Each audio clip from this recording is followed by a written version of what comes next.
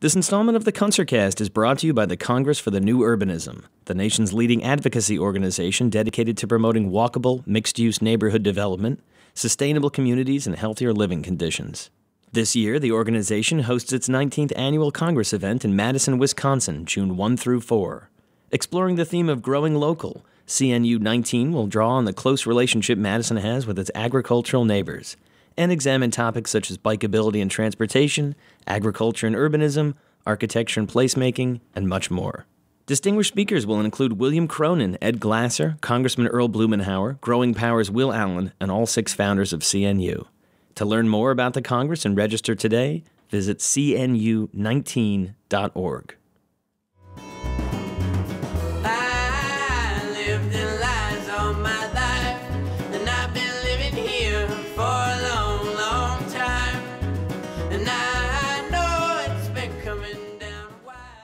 Hey everyone, it's Duncan Crary. You're listening to the KunstlerCast, a weekly conversation about the tragic comedy of suburban sprawl featuring James Howard Kunstler.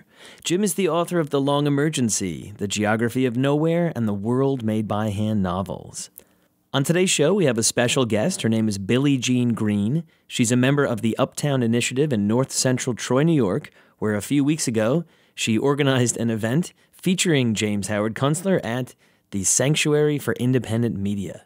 Billie's going to be giving us a walking tour of her neighborhood, which has some urban revitalization going on, but also quite a few urban blight problems to deal with. And we're going to meet some of her neighbors and check out the scene. Before we get too far along, though, I want to let listeners know that there are 3 different versions of this program you may be listening to or watching. There's an audio-only MP3 version. There is an enhanced AAC version, which has photographs taken by Neil Grabowski of Through the Lens Studio in Troy, New York. Neil went with Billie-Jean and took photographs of all the places that Jim, Billy, and I are going to see today. You can watch that in your iTunes program if that's how you subscribe to their show. There's also a slideshow with audio at KunstlerCast.com, and you may also be seeing that on another website like the Sanctuary for Independent Media, which is mediasanctuary.org, or possibly the uptowninitiative.org, which is Billie-Jean's group. Before we start, I want to play you a clip courtesy of the Sanctuary of Billie-Jean's introduction to Jim's talk. Thank you. Thank you to the Sanctuary for Independent Media for co-sponsoring this event with the Uptown Initiative, and thank you to all the volunteers for making tonight possible. And thank all of you for coming out to support the Sanctuary and Jim. Over the winter, I discovered Jim, and I was introduced to the podcast that he records with Duncan Crary, who lives here in Troy. So I started from the beginning like a book, listening to each chapter. Each segment told a different story, from tattoos to peak oil to the Tea Party. But what really drew me in was Jim's views on architecture, urban landscape, and suburban sprawl. Within the first few podcasts, I began to see my city differently. Troy had unknowingly been destroyed by the car, malls, and suburbia. I began to see the streets as carriageways, and their scale made sense to me. I was no longer upset with the parking, but rather the destruction of many of the wonderful buildings the city used to embrace. What became apparent to me were that the spaces were meant to be cozy, an indoor-outdoor space, if you will. That the missing T's should be filled and the building lines replaced. It creates a sense of walkability, it tightens things up. As Jane Jacobs would say, with more people and the blocks occupied, you have all eyes on the street. It's a criminal deterrent. It increases public safety and also puts people's moral behavior in check. Jim's ideas tie in perfectly with what the Uptown Initiative is trying to accomplish. For the last year, we've been building that community of eyes and increasing our numbers with people who care about Troy, and specifically the North Central Uptown area. With Jim's guidance and our perseverance, we can make this neighborhood more walkable, fill in the unoccupied buildings, make it more livable. And for that, I thank Jim for coming out today to speak to this audience, and maybe, if he hasn't already, can enlighten you to a way of thinking that will encourage and inspire you to start changing your city, and maybe even move from suburbia to a wonderful city like Troy. He said before that Troy will be one of the comeback cities, and I couldn't agree with him more. And with that, I introduce James Howard Kunstler.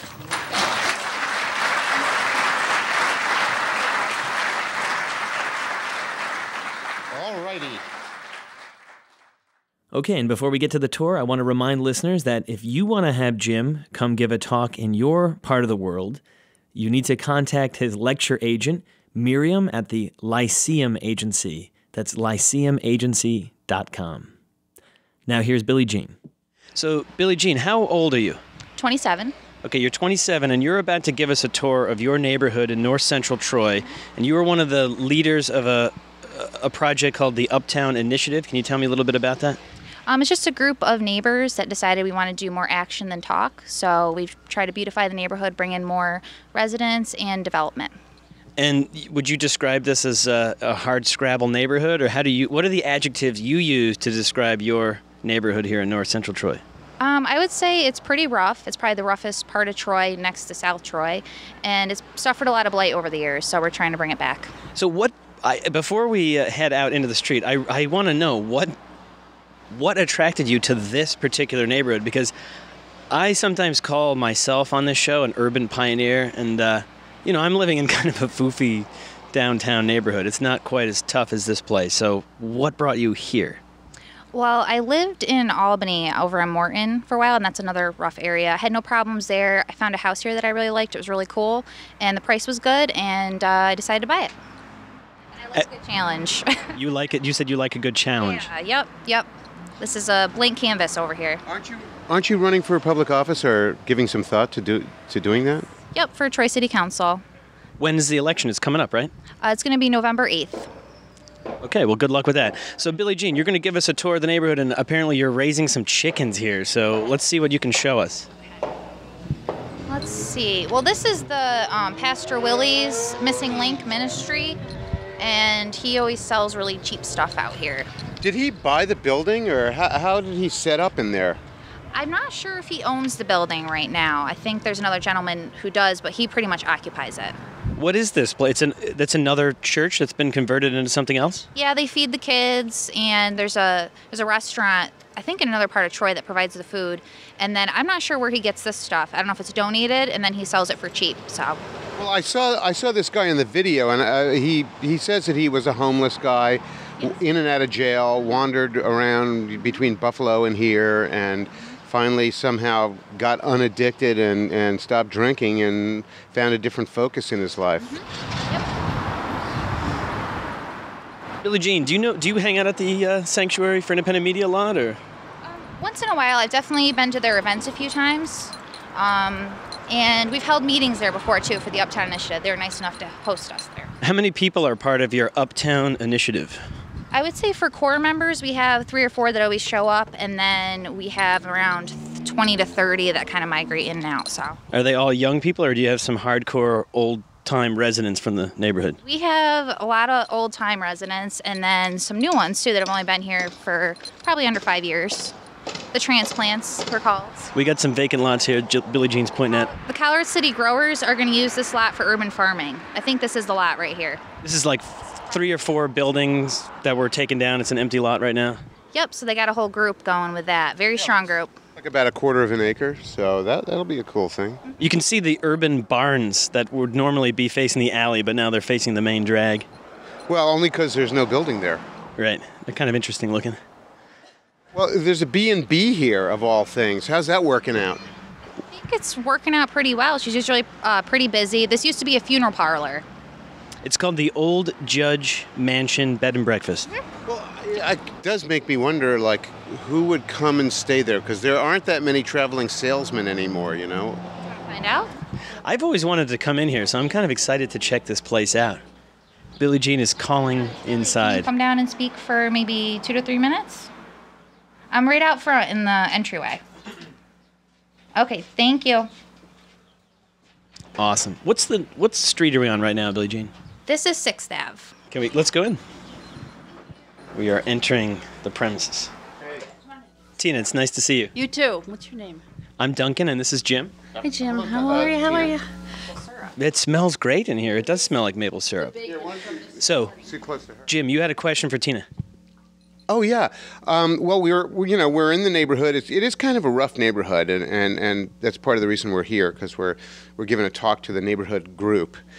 But I was wondering who's staying at a B&B in this rough neighborhood, because they don't really have traveling salesmen anymore, right? No, They don't, but it's not as rough as it looks. All right, the facade on it looks pretty bad. All right, but No, the building looks great. Buildings, yeah. we've got a lot of people here that own their own houses, like Billie-Jean does and I do. There's quite a few of us that are still holding out amidst the absentee landlords. But I've been here 11 years, and I would say probably 80% of my business comes from the local college RPI in some shape or form. If it's not the parents, it's someone looking at the college, it's professors coming to it, researchers coming to it, people coming to fix equipment there. In the summer, things turn around a little bit when the college is out, and I start getting a mixture of tourists, people doing genealogy. Yeah, I know, you look like that and you go, who would come to Troy? Troy is a very historical city, and it was once the third wealthiest in the nation.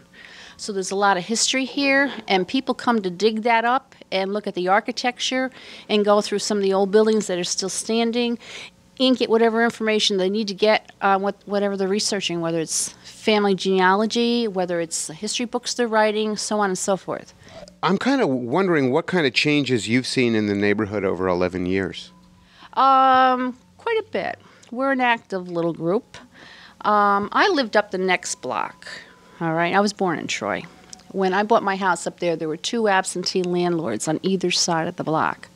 Now I think there's maybe 3 or 4 people that actually own their houses, and the rest is all absentee landlords. So this house had been abandoned for, maybe, I'd say a little over a year. And Tina, Billie-Jean said this was a funeral parlor originally, or what was this originally? No, it was originally the Judge home. The Judge home was a family from... Home, yes. And Thomas Judge was a stonemason. He built a lot of houses here in Troy. He made a lot of money doing it because that was the late 1800s. That's when we were in our throes of being very wealthy. He was here and raised 8 children here until 1954. That's when the rest of the family was here. He died in 1900. Then it turned over to the McLaughlin Funeral Home, and it was a funeral home from 54 until 99 when I bought it. So it had been empty for a while because they moved to another location because parking became difficult for them here when a convenience store went in across the street where there used to be a parking lot they could use and so on and so forth.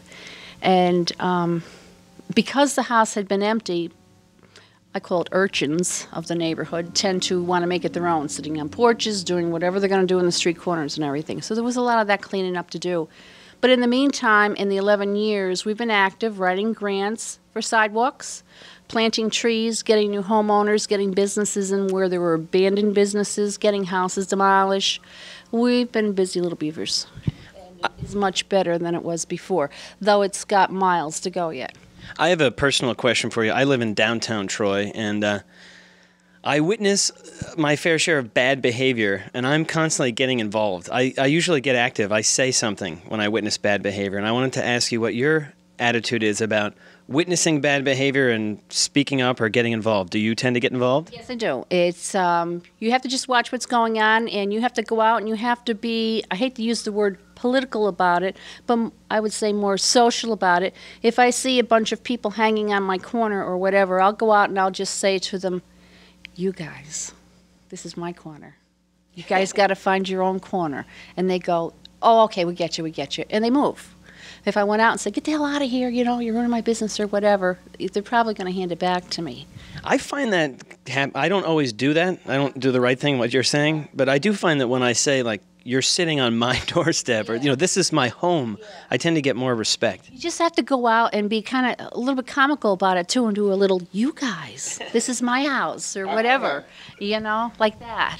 I have a good all-purpose phrase, look here, my good man. That's pretty funny, too. But I don't think they would probably consider themselves good men. They think they're business people. How about, look here, my bad man. Look here, leave. Well, Tina, thank you for letting us into this wonderful space. I just want to describe it for a minute. That is beautiful, incredibly rich figured woodwork with like Corinthian column carved wood, pilasters on the door entrances, and coffered ceilings and carved mantelpieces, and it's really very grand. Gothic arches, don't forget those. Tina says Gothic arches. Don't forget. Gothic arches. Right over here. Oh, she's going to show us now. This is... Gothic arches. Oh, there you go. Yeah. And look at our built-in newel post lamp there, stained Wow. glass. Oh, yeah. That was once a gas lamp and is now electrified. It is kind of amazing that, that a stonemason would have built this. Yes. And his brother was an interior guy. So his brother did all the interior work, and he did all the structural. It's really incredibly grand. That's me. I know it was a short visit, but we're making the rounds, and I really appreciate you taking the time to speak with us, and thank you so much. Oh, you're welcome. Good luck tonight. I'd Yes. be there if it wasn't for my Thanks, Tina. playoffs. I No gotta go win problem. that Oh, money your tonight. My dart darts. playoffs. Yeah. Back on the street. That was fun. Street again. That was fun. I like that. The chickens are down here. Okay, we're off to see some chickens, and we'll talk to you more about that when we get there. We're back on the street again. Straight ahead is the Martin Luther King Apartments, the projects there. Yeah, they're on the other side of the bike trail. Yep. And Concentrated poverty. I was told that it used to be just cornfields up there. Then they built those. So There's like a 2-block, the equivalent of 2 blocks worth of the bike trail that goes right by it, and there's always kind of thugs sort of standing in the middle of the bike trail being punks. I go by there. So this is your block. cleaning it on Earth Day. What'd you say, Billie-Jean? We'll be cleaning it on Earth Day. Are you the boss of the block? No. Are we going to get you in trouble for walking down it with earphones on?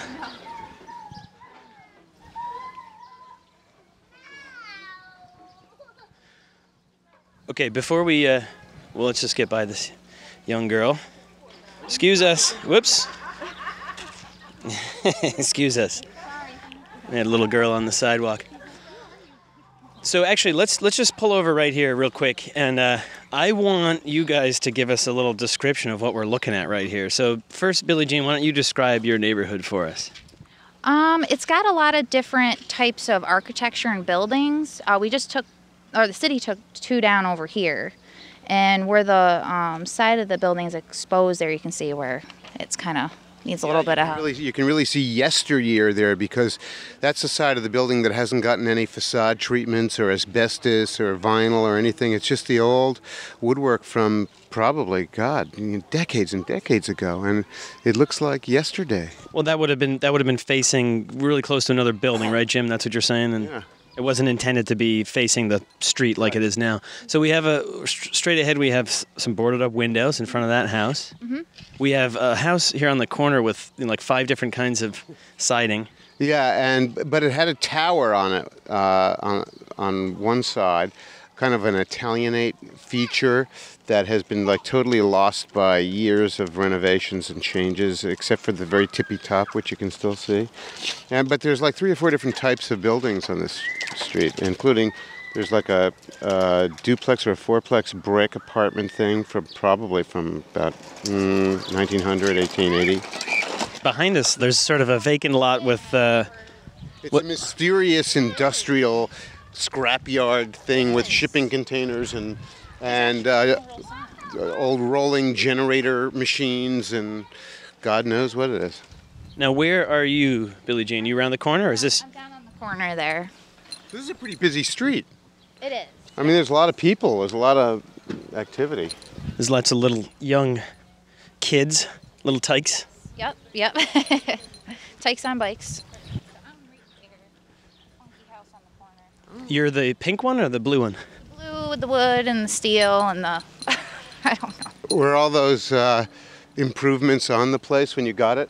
Yeah, the guy that owned the house before me was an architect.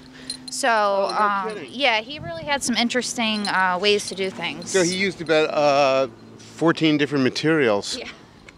Yeah, there's like plywood on the front and some kind of like weird plexiglass hood canopy over the portico, and then there's weird 2x12 barge boards up in the eaves that they carved some decorative lines on, and some kind of industrial shingling on the side with galvanized roofing material as part of a wall. How does it feel to have your home described by Jim? I like it. I've never heard it that way before. I didn't realize you can actually see the housing projects buildings now because there's no leaves on the trees. Ordinarily, you wouldn't be able to see the projects even from here, but you are right next to them. Hold on. Was Frank Lloyd Wright. Oh, A nod to Frank Lloyd Wright there with the font numbers. or Yeah. a typeface. Yep. Yeah. So. It's very. Okay, so Billie-Jean, show us your chickens. I heard you got chickens here. So they don't commute to work, huh? No, they don't. I have. Stay here all day. They do. Are they watch chickens? Are they what? Watched? Excuse me. Are they guard chickens? I would say so. I was reading in the newspaper they have names, so Okay. let me say hello to the chickens here. Wait a minute, was that a real one or was that Jim making the sound?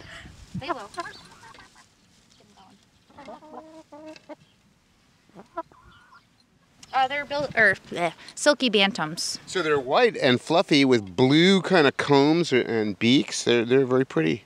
Do they ever roam around on the grass and eat bugs and stuff? Occasionally, we had them out the other day, but we have a better coop for them that we got to put together soon. So. Oh. So Billie-Jean, there's something significant about this. The city of Troy doesn't have an ordinance against chickens, but some of the other cities around here do, right? Yes. Yep. Troy's the only one out of Schenectady and Albany that allows chickens, and the people in Albany right now are actually petitioning and fighting to have their chickens in their backyard. So we're pretty lucky. Why are you lucky? Because you get to have your own chickens and your own eggs, and they're great. Have you gotten eggs from them? Not yet. So.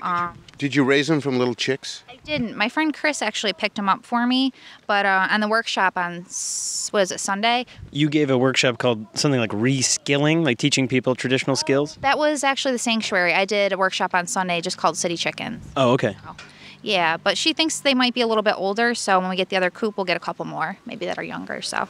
And why do you have chickens, though? What inspired you to have chickens in your city neighborhood? Well, I think it's just great to be able to get your own fresh eggs, because I garden, and I love just going out and... That's the start, yep. Jim's pointing to the garden behind the chicken. Is this a chicken coop, or what do you call this? This is a chicken coop, or I think you can also use it for other things too, like a rabbit hutch or something. But. Oh, a rabbit hutch. Yeah, that's what it kind of looks like that. Yeah, this one's pretty simple. The other one is like an A-frame with, chicken wire in the bottom so they can walk around the yard and eat the bugs. Are you a vegetarian, Billie-Jean? No. Are you going to eat these guys? I don't know. We'll see what happens. They better start laying eggs. No, I'm just kidding. Hey, everybody, it's been nice visiting with you. Well, I didn't get that, Jim. It's been nice visiting with you, everybody. So maybe we'll put your roof back on and see you later. Jim's signing off to the chickens. What are their names again? What'd you say? Ruby and June. Ruby and June. Bye-bye, Ruby and June. Well, that was fun. So you got a nice yard. You could actually have a large garden here. Yeah, eventually. I want to expand that one a little bit. Uh-huh.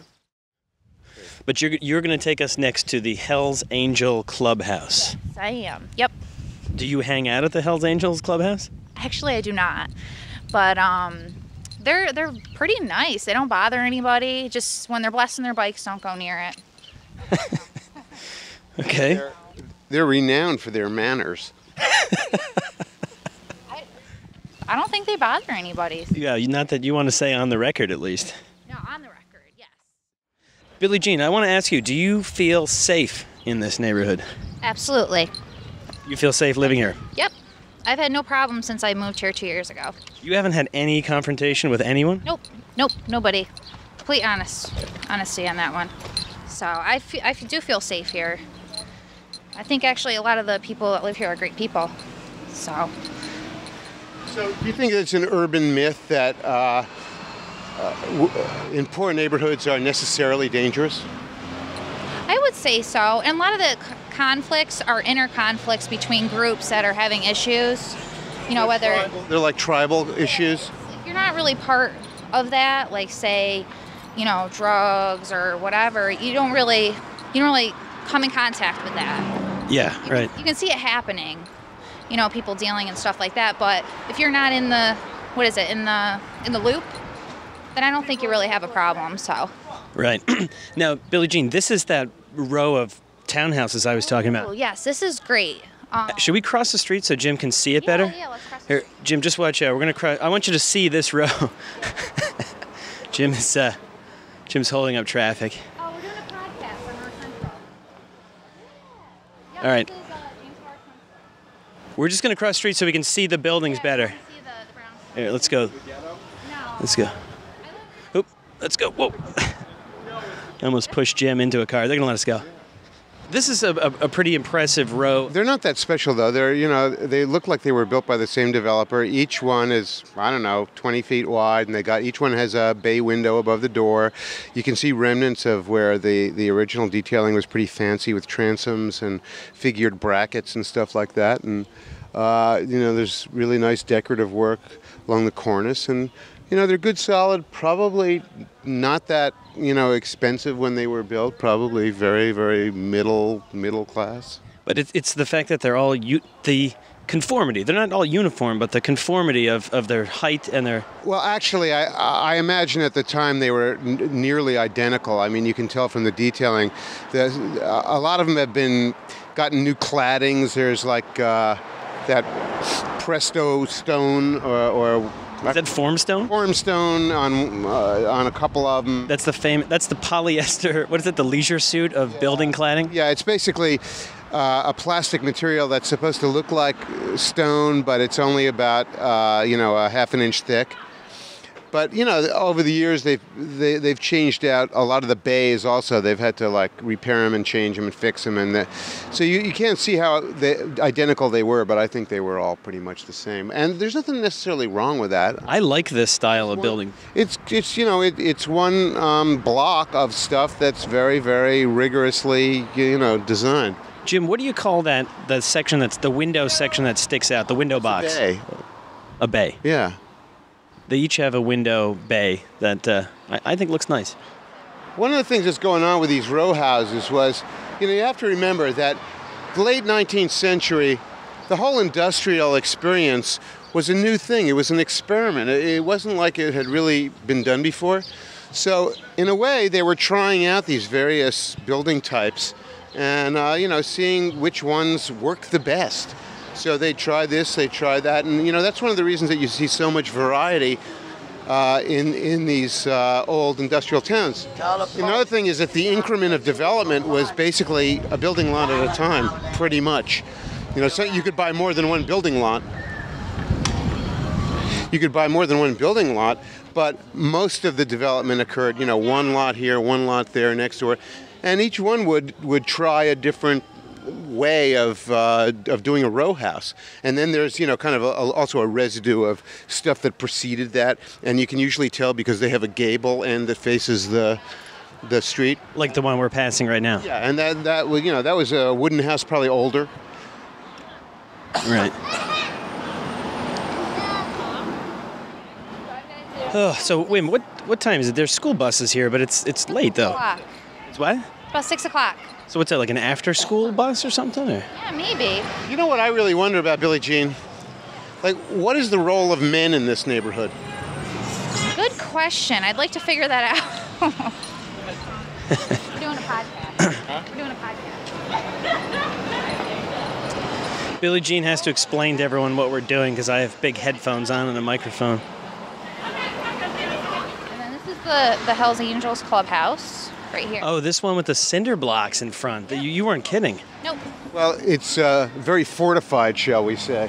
So, I mean, what was probably a storefront with windows is just completely covered with cinder blocks. Yeah.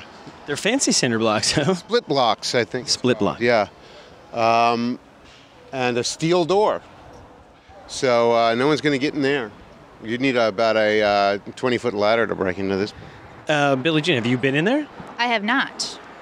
I wonder what goes on. They have a little tent. They got an American Legion style tent in the lot next door behind a very, very sturdy chain link fence that looks like it had razor wire on top, but it's gone. What did the city make them take the razor wire down? I think they did. Yep. I suppose that was more decorative than actually security issue? Maybe a little bit of both. Yeah. Kind of an S&M approach to security? Sure. Wow. All right. Oh, and the door, it's like not a door knocker, but there's some kind of ornament on the door with like a skull. and it's with wings. What's that? Vicious. There's a dog barking in there. He sounds a little vicious. Oh. I guess so. I can't really... I'm hearing everything through this microphone. The Hells Angels is kind of a peculiar group. I mean, you get a bunch of guys, like starting around the 1950s and 60s, and they decide, well, we're all going to just dress the same way and be scary. And that's going to be our club. It's going to be like the Be Scary guys on bikes. And it's been a very winning formula. Yeah. Charlie Sheen would say, winning. The police substation down here used to be a butcher shop back in the day. So do you have any interaction with the local cops? Do they have beat cops in this neighborhood? Not as many as I think they're going to have in the future, but we do hold monthly neighborhood meetings there with Tina. And I know some of the officers, and it's good to get to know them too, because then they'll patrol around. And Why do you say you're going to have more in the future? more in the future? Oh, because I think that's what the chief's looking at doing, putting more cops on the beat over here. That would be a good idea, wouldn't it? I mean, after 50 years of just sitting in cars. Yeah, I think it's either that or more in patrol cars, but we're going to see an increased presence here. So The Troy Police Department used to be all Harley, by the way. They call it a Harley because a Harley ever starts.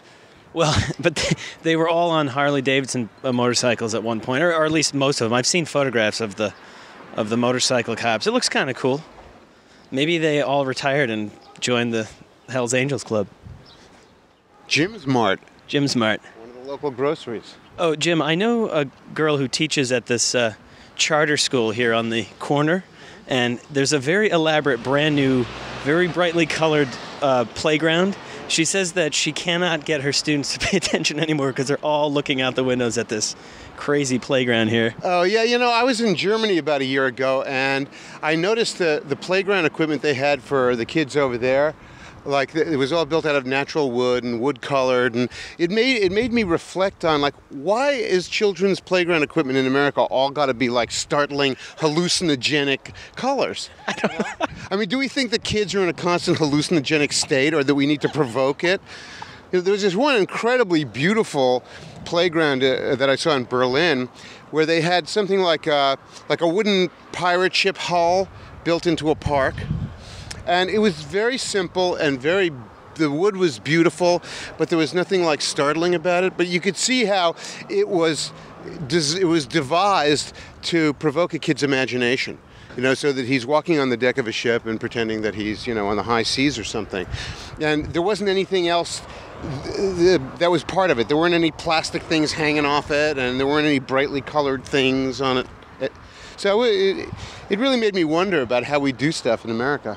Well, like I said, man, she just her kids are just looking out the window all day long at that thing. It's pretty distracting.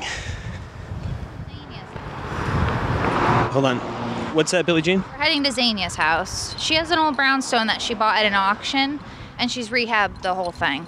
Is she what you would describe as a transplant, or what? She came to Troy, I think you can ask her, I think it was about 6 years ago, and she's originally from Brooklyn.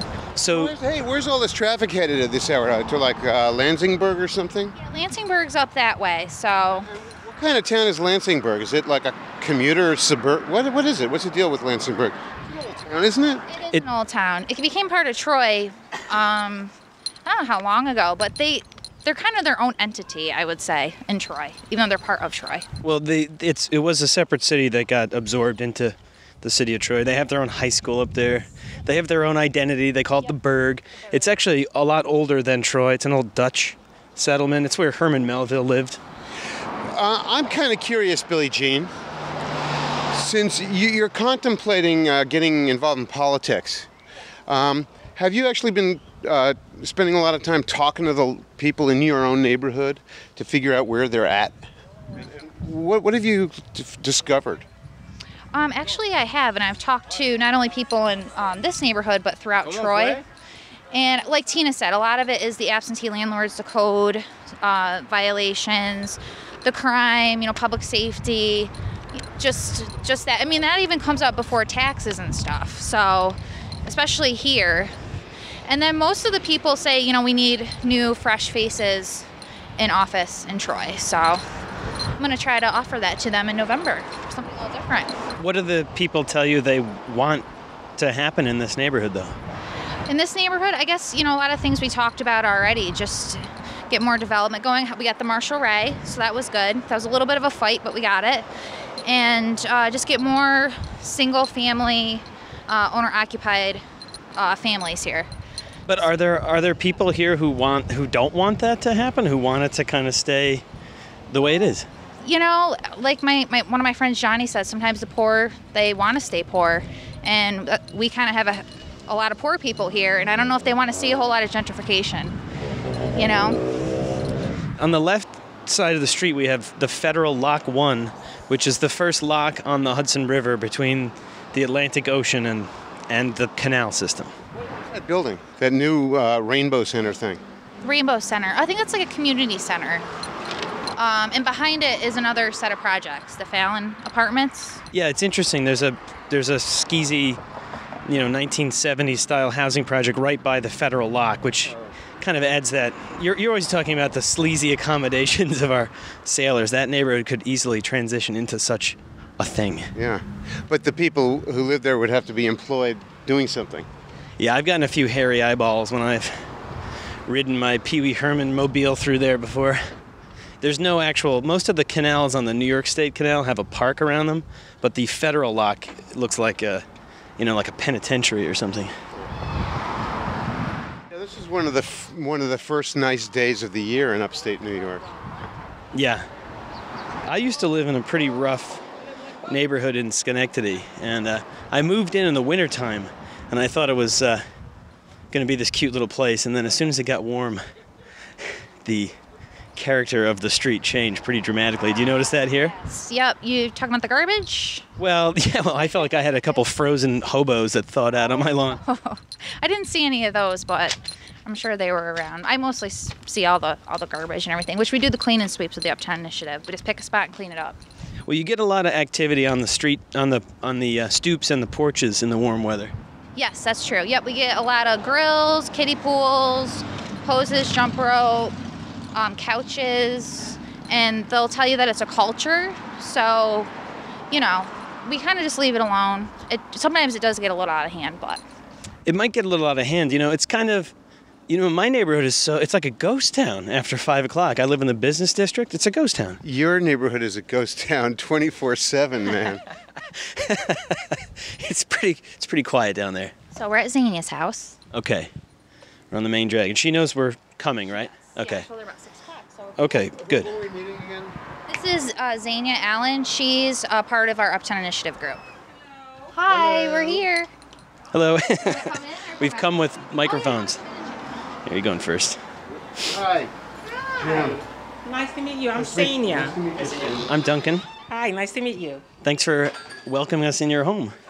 My pleasure. I'm very proud of my home, and I'm very proud of living in North Central. Yeah. Billie-Jean tells us that you moved up here from Brooklyn. Well, actually, I left Brooklyn in 1991, lived in the Catskills for 13 years, and moved up to Troy because I wanted to be part of the revitalization here. And how are things, how many years have you been here? 6 years. And how are things going? Well, it's been frustrating at times, but I have a passion for this city and especially for my neighborhood. So things are coming along really well now. Well, I once had an old house about 30 miles up the river in Schuylerville, and at the time I didn't have a whole lot of money, so I remember I was renovating it like with a toothbrush and a dental pick, inch by inch. How are you managing this job? Because it's quite a job to have a 100-year-old house. Yes, it's at least 100 years old, and I bought it at a tax foreclosure auction. It was boarded up for 12 years when I purchased it, and it had been cut up into 4 one-bedroom apartments.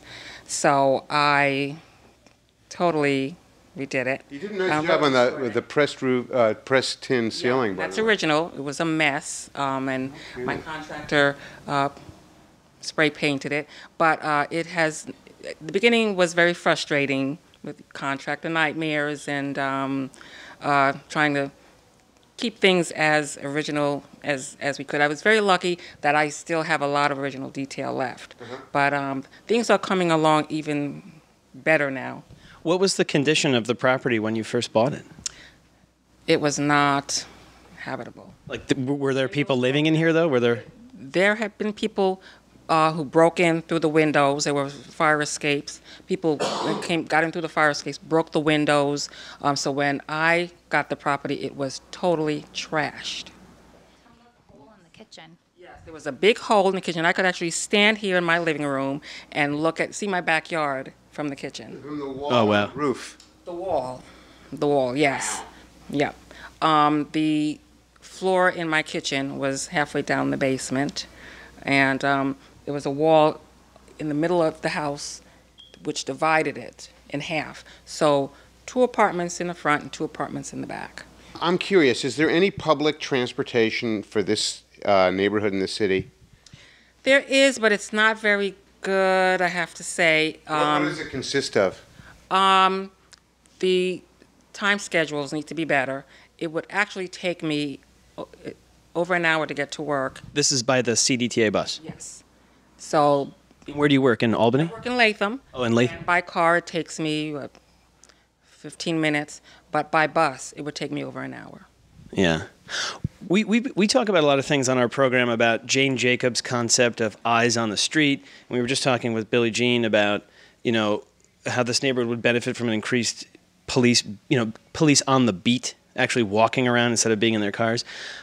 Are you concerned with those issues, or do you have any other urbanist issues that are at the foreground of your thoughts about what this neighborhood needs? Well, it would definitely would be nice to see more police officers walking around on foot. I choose to recognize what is good about the neighborhood and build on it. I don't want to take any negatives. I don't want to take stereotypical views of urban areas and run with it. So I don't really think of Uptown in those terms. I'm just looking to the future, and I'm keeping my eyes on what I want the end result to be.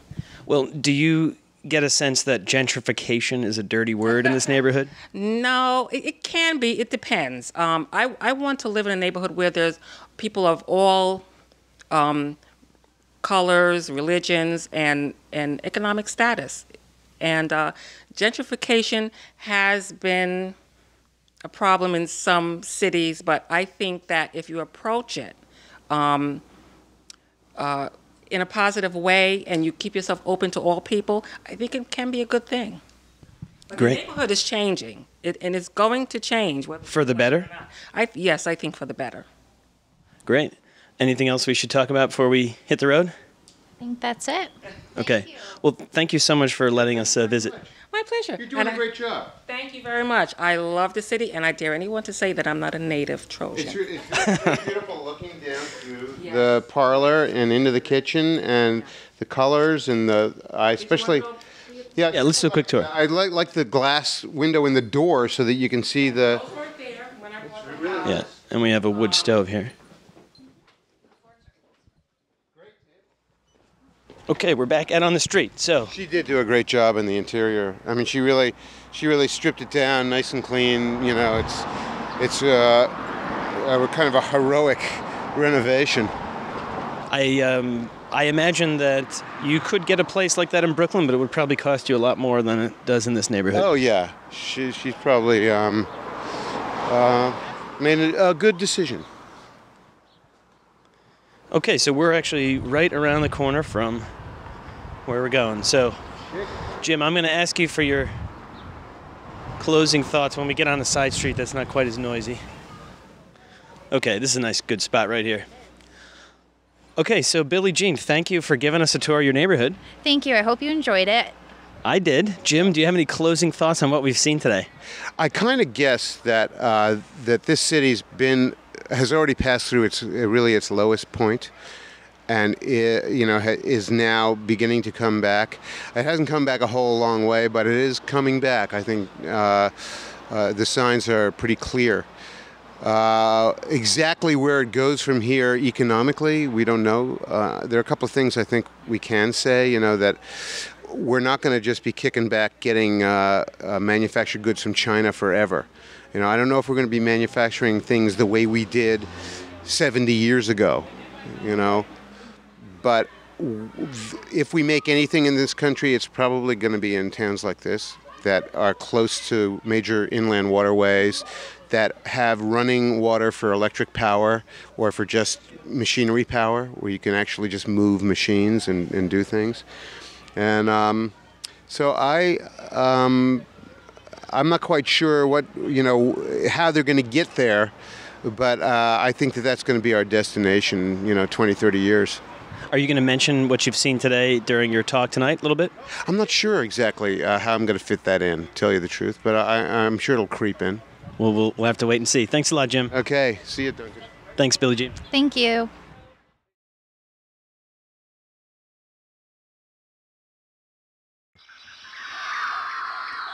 You've been listening to the KunstlerCast featuring James Howard Kunstler. To leave a listener comment, call toll-free at 866-924-9499. Send email to letters@kunstlercast.com.